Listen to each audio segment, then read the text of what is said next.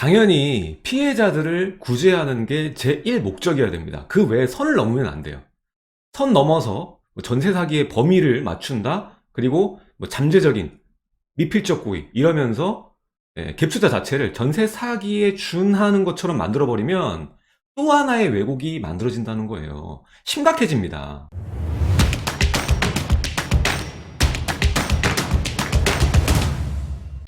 안녕하십니까 애청자 여러분, 놀란부동산 놀부입니다. 자, 요즘에 가장 큰 이슈 전세 사기죠. 작년 하반기 전세가 매매가 급락이 나왔고 매매가보다 전세가가 더 많이 떨어졌습니다. 그 앞전에는 뭐가 있었죠? 매매가와 전세가가 폭등했었죠. 2020년 하반기 그때 전세가가 매매가보다 더 많이 올랐어요. 그게 똑같이 지금 벌어진다라고 보시면 돼요. 자, 그래서 생기는 문제, 역전세죠. 기존에 맞췄던 전세금보다 현재 시세가 현저히 떨어지면서 차익이 발생하는 거예요. 그러니까 소수의 임대인들 아니라 전국의 임대인들이 지금 시기는 다 똑같아요. 전세를 주고 계신 분이라면 다 역전세를 대응하셔야 되는 상황이에요. 힘든 상황이죠. 그것도 통상적인 전세가 하락이 아니라 전세가 폭락이에요. 돌려줘야 될 금액 자체가 굉장히 큰 겁니다. 단순히 몇천 수준이 아니라 1억 수준이 아니라 굉장히 많이 떨어진 단지들이 많다는 거예요. 그래서 여기에 대응하기 위해서 노력해야 되는 분들이 많고, 그 과정에서 보증금을 돌려주는 게 지연되는, 그리고 분쟁이 생기는 분들이 그 어느 때보다 많다.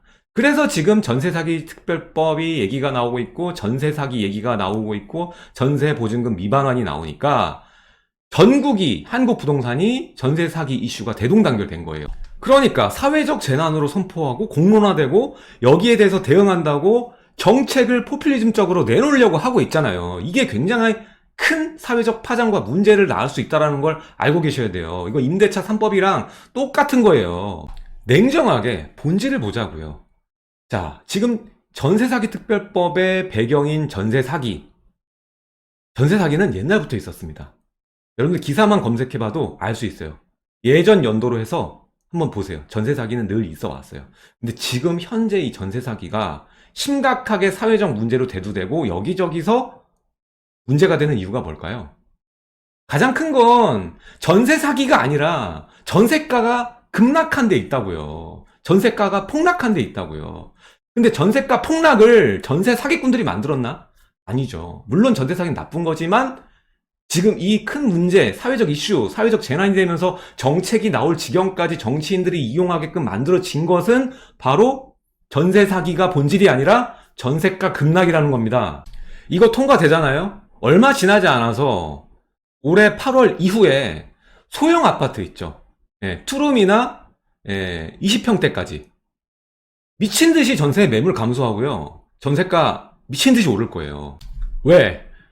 일단은 전세사기 특별법의 첫 번째는 피해자를 어떻게 구제할 건지가 중요한 건데, 두 번째가 문제예요. 여기서 선을 넘으면 안 되는데 선을 넘을 것 같다는 말이죠.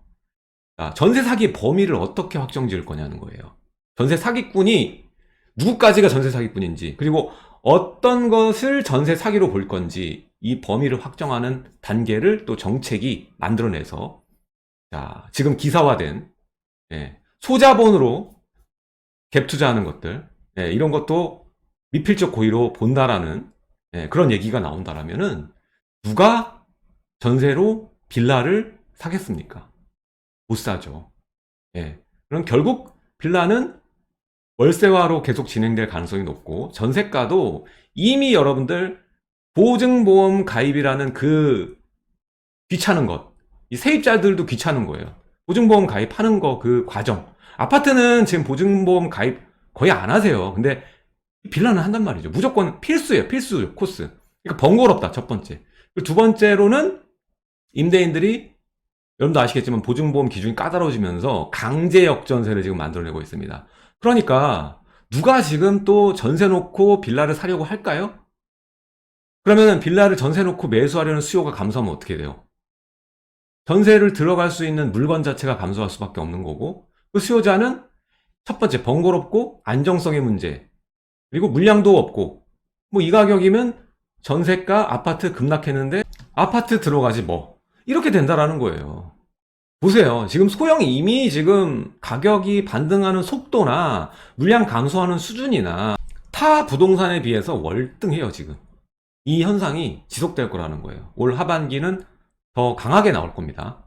그래서 이 이상의 시장 왜곡과 괴리를 만들지 않기 위해서는 이 전세 사기 특별법이 선을 넘으면 안 된다라는 거예요.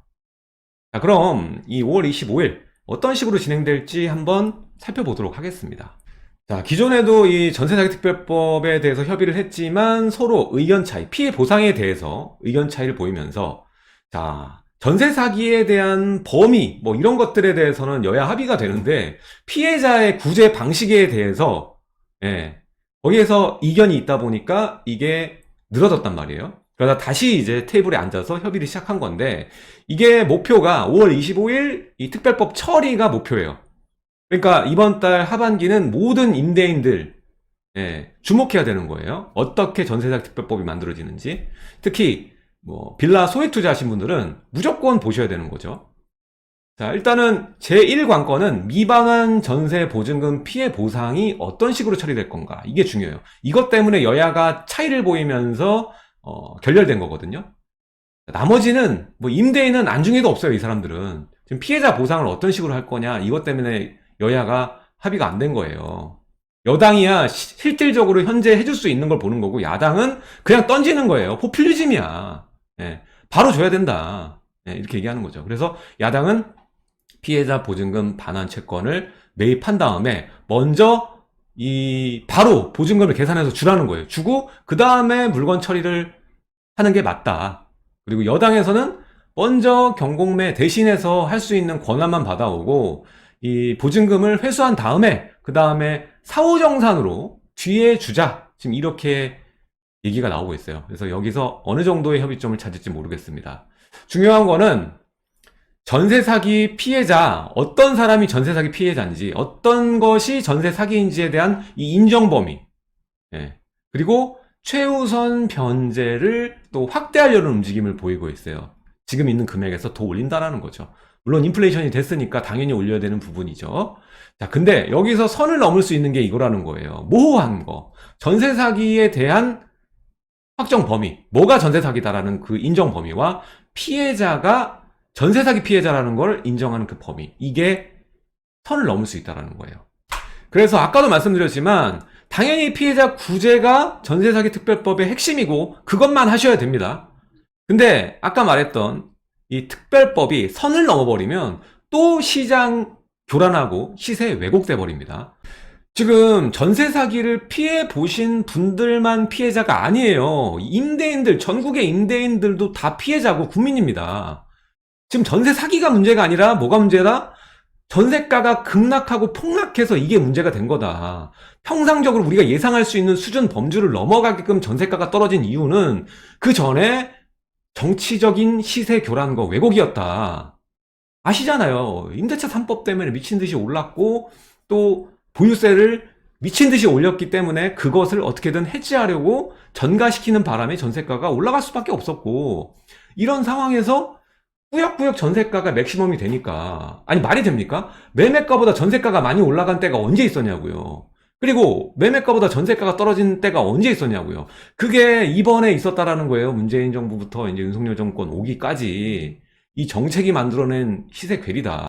그래서 임대인이나 임차인이나 다 피해자입니다. 주범은 정책인데 자꾸 임대인을 몰아가고 있는 상황이 너무 안타까운 거예요. 거기서 선을 넘어서 지금 임대인들 중에서 일부가 범인이었기 때문에 이 범인들이 안 생기게 하는 걸 만들어줄게 뭐 이러면서 가리고 있어요. 지금 본질은 전세 사기가 아니다. 본질은 역전세, 전세가 폭락이었다라는 거 기억하셔야 됩니다. 이 본질을 이해하셔야 됩니다. 이게 중요한 게 뭐냐면 여러분들 평생 임차인으로 남으실 거예요. 전세사기 특별법 임차인에게 좋게 만들었다. 그럼 평생 여러분들이 임차인으로 사실 거냐고요. 여러분도 돈을 모으고 이 모은 돈으로 자산을 습득하고 누군가 전세를 맞춰서 자산을 매입하게 될 겁니다. 그럼 여러분들 입장이 바뀌는 거예요. 그때 전세사기 특별법 좋다고 하실 건가요? 선을 넘은 전세사기 특별법 만들면? 지금 무슨 짓을 하고 있는지 잘 보셔야 돼요. 자, 전에 신모 의원이 발의한 내용, 깡통전세 공공매입 특별법. 이게 뭐냐고요. 임대차 계약 종료 후 1개월이 지나도 보증금을 돌려받지 못하거나, 자, 우리가 임대인이 계약 해지를 주장할 수 있는 거는 2개월 이상 차임을 안 냈을 경우 요구할 수 있다예요. 그것도 요구할 수 있다지 그냥 마음대로 무턱대고 종료를 하는 게 아닙니다. 근데 1개월 지나도 보증금 돌려받지 못하거나, 이게 미반환 지연이죠. 반환 지연이지. 반환 지연 되면 무조건 경매를 신청할 수 있게끔, 예. 경매 등 반환이 어려운 경우 임차인 임차권 등기를 신청해버리고, 그 다음 공공에 이 채권을 매입해달라고 요청하고, 예. 그렇게 되면은 바로 경매 들어가는 거예요. 이게 그냥 영화, 여러분들 아시죠? 예전 영화 보면은 뭐 어떠한 권리를 갖고 오기 위해서 종이를 놓고 그 다음 손을 잡아가지고 기장을 찍잖아요. 강제로. 뭐가 다르죠? 다른 거를 전혀 모르겠어요. 이거 거의 집을 뺏는 행위랑 같다고 저는 생각을 합니다. 이게 통과될 가능성은 전혀 없습니다. 전혀 없는데 보시라는 거예요. 어떠한 사회적 이슈를 활용해서 바로 포퓰리즘 가동되는 거. 예, 정신 똑바로 차리고 본질을 보셔야 됩니다. 대응하셔야 돼요. 방금 거는 통과될 가능성이 전혀 없는 얘기지만 이거는 어느 정도 가능성이 있는 얘기예요. 지금 전세 사기에 대한 범위를 어느 정도까지 인정할 거냐. 자, 미필적 고의. 굉장히 무서운 말이거든요. 애매하고, 예, 판례도 여러 판례가 있는. 무서운 거예요, 어떻게 보면. 자, 자본이 없이 무자본 갭 투자. 특히 이 무자본 갭 투자 많이 하는 게 뭐죠? 뭐 경매를 활용해서 하거나 아니면은 뭐 수도권 그리고 서울 외곽 이런 데는 이제 무자본 갭 투자 가능한 빌라촌들이 있어요. 자, 그렇게 내가 돈을 들이지 않고 매입을 해서 등기를 치면 이거는 전세 사기에 대한 미필적 고의다. 예, 그러니까 결국에 소자본을 활용한 이 갭 투자를 전세 사기에 끌어들여서 넣게 되면은 이게 또 시장 왜곡이 될 수밖에 없는 거예요. 이걸 미필적 고의라고 보는 건 돈이 없이 샀다 이거예요, 집을. 그러니까 전세금을 돌려주지 못할 가능성이 높다. 그거를 돌려서 얘기하면 처음부터 너는 전세금을 돌려줄 능력도 없고 돌려줄 생각이 없었잖아 라고 모는 거예요, 이 미필적 고의가. 무서운 말입니다. 이렇게 일반적인 전세 사기를 넘어서 그냥 내 돈을 적게 들였다고 해서 그걸 전세 사기의 범위 내에 넣게 되면 어떤 일이 벌어질까요? 자, 이번 특별법은 피해자 구제에만 집중해야 돼요. 그 외에는 신경 쓰면 안 됩니다. 선을 넘는 거예요. 자, 전세 사기의 인정 비율 범위를 이렇게 넣게 되면은 갭 투자, 전세를 끼고 자산을 매입하는데 페널티가 하나 생기는 거예요. 자, 그리고 그렇게 되면 전세 낀 상태로 매매가 어려워지게 되는 거예요. 자, 갭 투자 페널티가 있는데 누가 전세 끼고 살려는 사람이 있을까요? 이게 문제가 될 수도 있는데, 그럼 당연히 실제로 입주하거나 아니면 전세가 없는 상태로 사서 내가 전세를 놓는 걸 원하겠죠. 아다르고 어다릅니다. 전세가 낀 상태에서 사는 거랑 내가 산 이후에 전세를 맞추는 거랑은 또 다른 거예요. 자, 내가 산 이후에 전세를 맞추면 아까 미필적 고의에 해당하지 않죠. 예. 그러면 결국 새로운 이 거래 관행이 생기는 거고, 문화가 생기는 거고, 전세 낀 상태 매매 자체가 어려워진다는 얘기고. 자, 그렇게 되면 구간이 생기죠. 왜? 전세를 내보낸 다음에 그 상태로 매매하는 수요가 많아지지 전세 낀 상태로 매매하려는 수요가 감소하니까, 그럼 임차인이 나가고 새로운 매매가 일어나고 그 매매를 한 수요자가 다시 전세를 놓을 때까지 사이 기간이 생기는 거 아니에요. 그 기간 동안은 전세 매물에서 제외가 되는 겁니다. 그 시간에는 없는 물건이 되는 거예요. 그럼 당연히 전세 매물은 감소할 수밖에 없는 거예요. 결국에 두 가지가 부작용이 생길 겁니다. 사유재산권 침해 문제가 나올 거고요.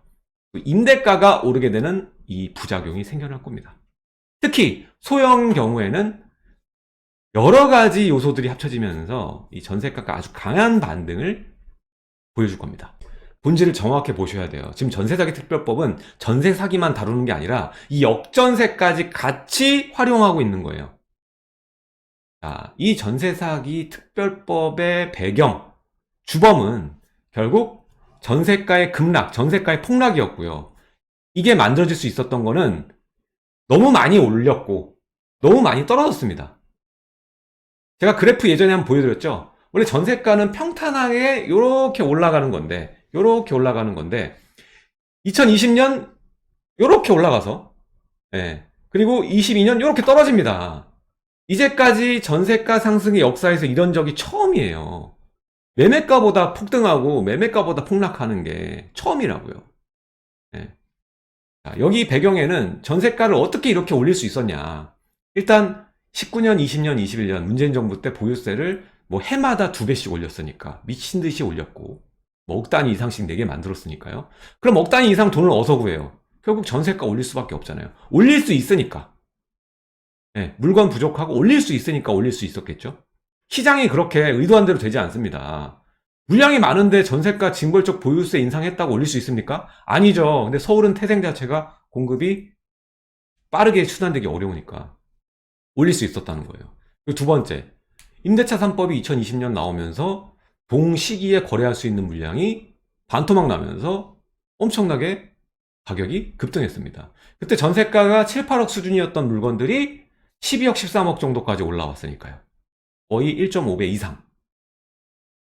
이렇게 많이 올라왔으니까 계고까지 떨어지는데 그게 너무 깊은 거예요. 그때 이제 금리 폭등 맞았으니까 0.5에서 3.5가 됐지 않습니까? 1년 만에 7배가 올랐어요. 그러니까 지출이 거의 시장금리 따지면 2% 초반 내던 게 5%까지 되니까 2배 이상이에요. 시장금리는. 네, 2배 이상. 그러니까 내가 원래 100만 원 내던 사람이 200만 원 넘게 내야 되는 상황. 어떻게 됩니까? 당연히 월세가 더 싸죠. 그때 당시 전월세 전환율 생각하면은 전월세 전환율보다 금리가 더 비쌌거든요. 그러니까 전세를 피하고 월세로 가는 거예요. 월세는 고정금리니까. 여러분들, 지금 순간에 매몰되면 안 돼요. 이게 영원할 것 같지만 영원하지 않거든요. 자, 지금 이제 전세가 재상승 국면이 시작됐어요. 전월세 전환율이 금리보다 높습니다, 지금. 그럼 전세가 유리하다는 소리예요. 전세 거래 비중이 조금씩 늘어나고 있고, 지금 소형의 전세 매물이 지속적으로 감소하고 있는 게 두드러지게 보이고 있어요. 결국 전세가 재상승 국면이 시작됐다는 얘기고, 이게 여러분들 6개월 이상만 지나잖아요? 전세 사기라는 말은 그냥 잊혀져 버릴 거예요. 근데 이 잊혀질 사건 때문에 특별법이 나오고 그 이상 선을 넘어서 권리를 제한하고 시세 왜곡을 만들면 뒷감당을 어떻게 할 겁니까? 예. 자, 23년 8월, 예, 그때 되면 이제 금리가 동결이나 뭐 하반기 가면 인하도 될 수 있겠죠. 어쨌든 금리가 더 이상 올라가지 않습니다. 예, 않는 구간에 들어왔어요. 그리고 아까도 말씀드렸지만 전세 사기 때문에, 그리고 금리가 동결되고 전월세 전환율이 금리보다 높은 상황이기 때문에 매물 감소가 겹칠 수 있는 구간이에요. 그러니까 23년 하반기는요, 여러분들 전세가가 반전을 보이는, 여기에 주목을 하시면 될 것 같아요. 지금 매매하는 거는 여러분들 투자로서 보잖아요. 그럼 실수요는 사도 돼요. 이미 바닥 지나갔어요. 예. 갈아타기 할 때 이미 좀 템포 늦었어요. 그래도 사셔도 돼요. 하지만 투자자는 지금 아파트 사시면 안 돼요. 왜? 전세가가 아직 돌아오지 못했잖아요. 전세가가 돌아와서 내가 투자하는 비용을 줄이셔야 돼요. 그게 효과적인 거예요. 지금 들어가면 수익률 얼마나 나오겠어요? 얼마 나오지도 않아요. 얼마 올라봐야. 뭐 2억, 3억, 4억, 5억 올라봐야 수익률 별로 높지 않습니다. 지금 들어가면. 예. 그거를 좀 이해하셨으면 좋겠어요. 정리하면 지금 이 시점 아파트를 사도 되나? 라는 질문에는 실수요자는 지금 유리해요. 레버리지 충분히 활용할 수 있지 않습니까? 대출규제 풀려서. 거주를 확보하는데 내가 주안점을 두고 있다 라고 하면 지금 갈아타기나 내 집 마련하는 거 찬성입니다. 근데 투자자는 반대. 지금 기대 수익률이 낮아요. 왜냐? 이 물건에 레버리지를 충분히 쓰지 못해서 내 돈이 많이 들어갑니다. 내 돈이 이 물건에 60%, 70%가 들어가요. 근데 수익이 뭐 2억, 3억, 4억, 5억 나왔을 때 수익률이 50%도 안 되는 거죠. 그냥 뭐 10%, 20%이 정도밖에 안 되는 거예요. 시간 지날 때. 불리한 거예요. 그러니까 좀 기다려서 조바심 내지 말고, 오르더라도 수익률 높지 않기 때문에 전세가 회복을 기다렸다가 활용하고 진입해도 늦지 않을 거다. 매매가의 높낮이만 집중하지 마시라는 거예요. 내 돈 자본 들어가는 거랑 수익률을 계산을 하시라는 겁니다. 게다가 돈이 3억도 안 되시면 서울의 아파트 전혀 건드릴 수가 없는 상황이에요, 지금. 그쵸? 지금 내가 대출 받아서 사도 3억 이상 있으셔야지 서울 아파트 20평대 이상 살 수 있습니다. 예, 그런 상황이기 때문에 소자본이면 소자본에 맞게 전략을 세우시면 돼요. 내가 자본은 적더라도 어떻게든 상급지로 들어갈 수 있는 방법이 뭘까? 보통 1억에서 3억, 3억 이하의 돈이면은 이제 수도권이나 아니면 외곽지 지방에 있는 쪽으로 접근을 하시려고들 하시는데 절대 저는 그렇게 하시기보다는 돈이 없을 때 더 상급지를 가야 됩니다. 여러분들 공생 아시죠? 아주 괴력 있고 엄청난 동물에서 붙어 있으면 뭐라도 먹을 게 있습니다. 아주 기가 막힌 전략이 있거든요. 이건 꼭 오셔서 강의를 들으셔야 됩니다. 들으시면 절대 후회 안 할 기막힌 전략을 제가 강의를 하고 있으니까, 링크 하단에 고정 댓글, 제가 남긴 첫 번째 댓글이거든요. 요거 누르시면 강의 신청할 수 있고요. 못 오시는 분들도 일부는 제가 멤버십에다가 올려놨어요. 그래서 제 채널 보시면 여기 가입 버튼 있어요. 회원, 채널 회원 옆에 가입 버튼 누르시고 이 영상들 한 번씩 보시면 전략들, 지금 현재 내가 자본은 적어도 어떻게든 상위 지역에 올라타서 큰 수익을 만드는 전략에 대해서 알려드리고 있습니다. 매주 수요일 오후 2시 반 정도에 시작하니까요. 많이 참석 신청해 주시고 들으시면 절대 후회 안 합니다. 오늘 내용은 여기까지 하도록 하고 다음 시간에 좀 더 좋은 내용으로 여러분들 찾아뵙도록 하겠습니다. 지금까지 놀란부동산 놀부였고요. 하단에 좋아요와 구독하기 한 번씩 부탁드리겠습니다. 여러분들의 생각을 댓글로 남겨주세요. 제가 또 풀어가지고 영상 한번 올려드리겠습니다. 궁금한 점 있으면 남겨주세요. 다음 시간에 뵙겠습니다. 놀부였습니다. 감사합니다.